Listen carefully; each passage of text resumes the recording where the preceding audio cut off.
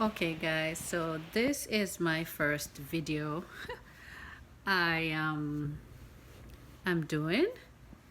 I don't have proper lighting, I don't have camera, I am not a YouTube influencer or blogger or anything like that. But this morning I was talking with my friend on WhatsApp, a friend I had gone to college with some time back in the days, and she now lives in England, and apparently she has COVID, and not only she but also her husband. So I was speaking with her as to, just texting her as to some studies I had come across, and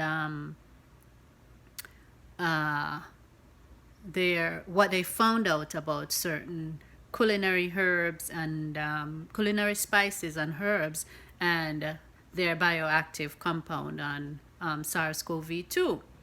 So with that said, um, I hasten now to add this disclaimer that this video is solely for educational purposes, and it's not intended to be advice for medical intervention or anything like that. I'm just sharing my findings with you, and you decide what to do. So anyway, I was speaking, texting online, and I shared some information that I found regarding certain herbs and certain spices that just came out 2020. In fact, one study was published in November 3rd, and the other one was published sometime in October. But I was speaking with my husband, and I said maybe I should just share this, as to maybe somebody else can find this helpful. And he said, yeah, why not go ahead? So, yeah, here's what I found. This is my computer. So, yeah, on the National Public Library of Medicine database, there is a study done by Jagadish Natish and Priya Mandal and others. And it was published on sometime in 2020. I think this is the one for October 2020.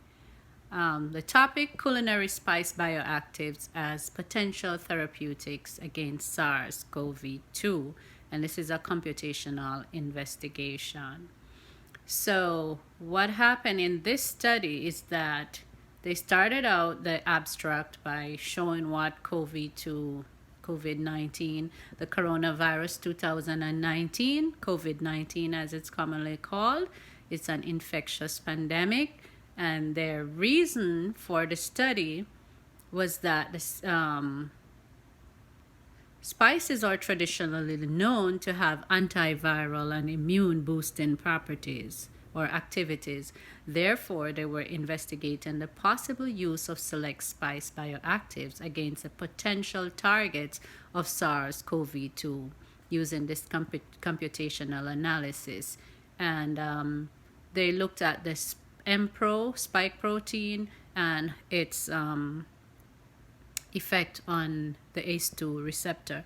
Just to put in a nutshell, the spike protein is what SARS-CoV-2 uses to invade host cells, and the host cell that it has great affinity to, likeness, is the ACE2 receptors that's found in our heart, our brain, intestines, and more so in the lungs. So I won't go into the all the methods they used and stuff like that, but they tested 46 spices, and out of those they found 6 bioactives that had great potential. In fact, they tested those against other pharmaceuticals that are being used, and they found it, many of them, just as effective as the standard drugs. And I'll just read the results here to you. They say, of the 46 spice bioactives screened, 6 bioactives have shown relatively better binding energies than the standard drugs. And I think they used remdesivir and some of those drugs that they use against HIV because it has similar binding properties. So they set up in the lab this experiment, and they realized that these spices, of the 46 spices that they use, 6 showed promising results. And their conclusion was that spice bioactives have potential to bind with the specific targets involved in SARS-CoV-2 infection and transmission. Therefore, spice-based nutraceuticals can be developed for the prevention and treatment of COVID-19.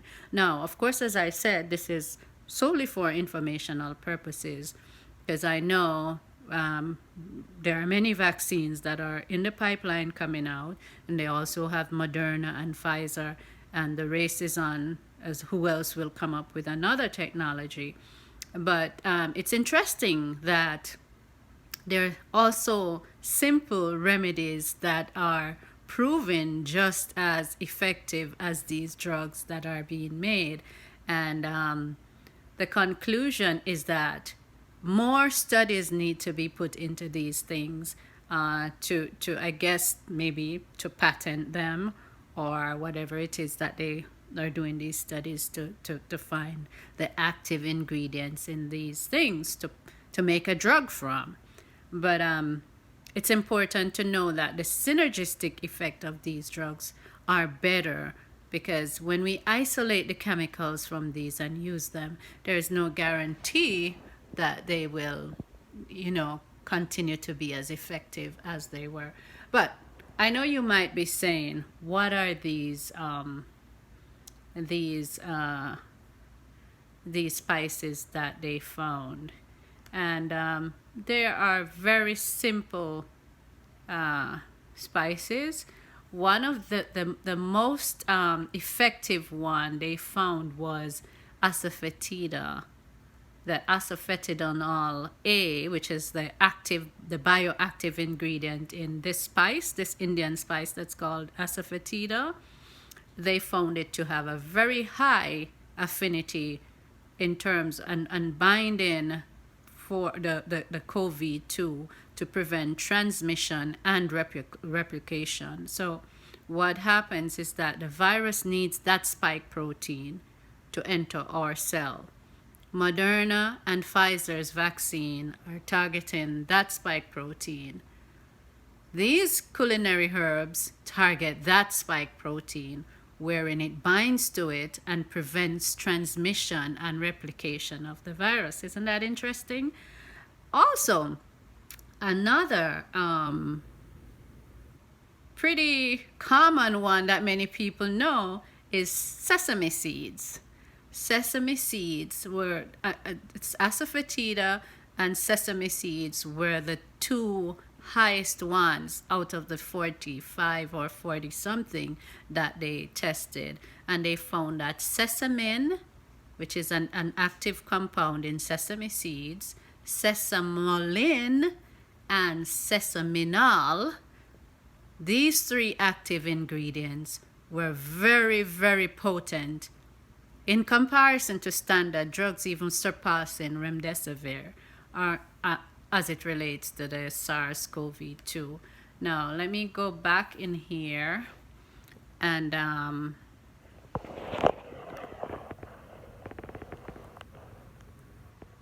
I know my lighting isn't good. Like I said, I'm not a blogger, I'm not a vlogger, I'm not an influencer. I just think to make this video so maybe someone can be helped. I'm gonna read the conclusion on this one to you. So they tried licorice and they tried a couple others, and all these had no, it wasn't this study with the licorice. Okay, so remdesivir was the standard drug that they were using, and we know remdesivir has been used in many trials and many hospital ICU rooms, remdesivir had negative 8.3 binding energy. Asafoetida had negative 7.4, and sesame had negative 8.2, which remdesivir was the standard, which was the highest, 8.3, and sesame seeds was right up there, 8.2 in terms of binding energy and what do you say now? Preventing transmission and replication. So I won't bore you more with this study, but it's on the National Public Library database. Like I said, let me tell you the name of it: Culinary Spice Bioactives as Potential Therapeutics Against SARS-CoV-2. It's a computational investigation, and it's supposed to be volume 128, published January 2021. So, conclusion.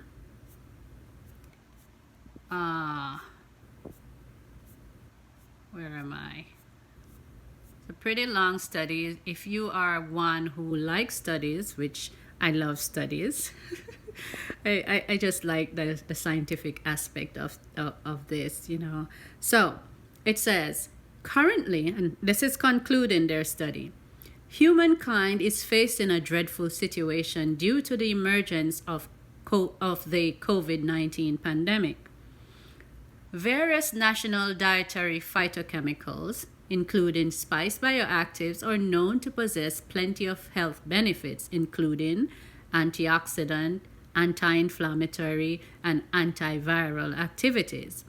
In our study, we have convincingly demonstrated the potential of spice bioactives in targeting SARS-CoV, Mpro, spike protein, and human ACE2 receptors.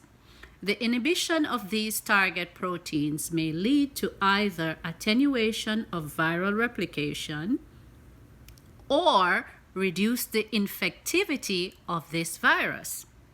Furthermore, it is required to investigate the in vitro and in vivo effects of these selected spice bioactives in inhibiting the activity of the targets. What they're saying is that further studies is needed because they have done it in vitro, which is in the lab, but they are not sure, 100% sure about how it will act in the human body. But we know spices. Sesame has sesame seeds are a powerhouse of good, rich in calcium, magnesium, zinc, you name it. So moving further, they say, fortunately, most of the potential bioactives can be obtained by consuming Asafoetida and sesame spices. And I must hasten to add, Asafoetida is a spice which is strong and pungent, and it's not recommended to give to kids because children might have blood issues with this. So if you're gonna use it, use sparingly in your food. Do your research on it, and know your health history or your allergic reactions to stuff. But I would suggest, if you're using this to cook or incorporating this in your regimen, that you think about these things. And sesame also for those who have sesame allergies. Okay, so they say, fortunately, most of the potential bioactives can be obtained by consuming Asafoetida and sesame spices. The selected spice bioactives have also displayed various druggable properties with desirable biological aspects. Thus, incorporation of Asafoetida and sesame in the diet might intervene in the COVID-19 infection as a preventative and prophylactic approach. Furthermore, the development of potential bioactive-based nutraceuticals, meaning using nutrients as medicine, might be effective against COVID-19 as a quick relief before discovery of any specific drug. And the research went on to state the funding. It's always good to know who fund these studies. And if there's any conflict of interest, they say the research did not receive any specific grant from funding agencies in the public, commercial, or nonprofit sectors. And there's no conflict of interest. The authors declare that they have no known competing financial interest or personal relationships that could have appeared to influence the work reported in this paper. And yeah, it's published in India, and as you know, India is big into Ayurvedic medicine and all of that. There's another one I want to share with you after this, but it's there, public record. I think the study was accepted in October, and it was published for January or sometime thereabout on the National Library of Health database. Once again, the topic is culinary spice bioactives as potential therapeutics against SARS-CoV-2. It's a computational investigation. And I must say, I've used sesame with tremendous results. Good for my skin, good for energy, good for all of that. But once again, this video is for informational purposes. And each person needs to investigate for themselves and see whether this information can help them or their family or whoever. All right, hope you found this interesting. Thank you. See you next. Bye-bye.